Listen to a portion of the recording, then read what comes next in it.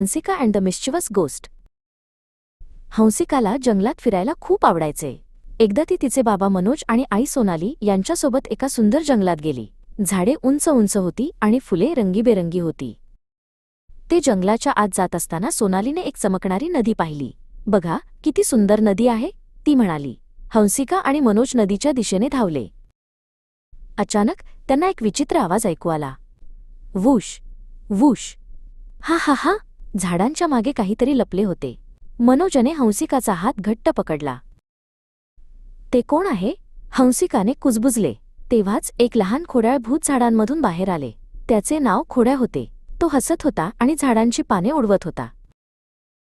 खोड्याला जंगलात खूप त्रास द्यायला आवडायचे. तो कधीकधी पक्ष्यांची घरटी हलवायचा तर कधी फुलांचे रंग बदलून टाकायचा. आज तो त्यांची पिकनिक बास्केट उडवण्याचा प्रयत्न करत होता.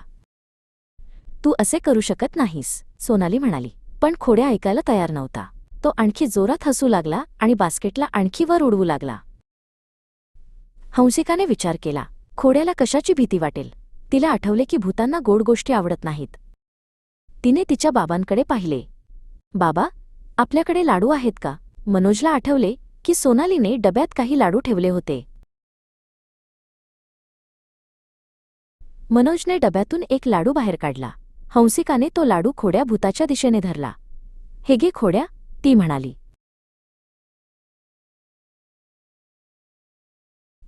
लाडू पाहून खोड्या भूत घाबरला.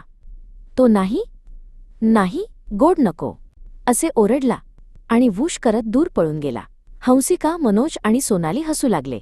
जंगलात पुन्हा शांतता पसरली.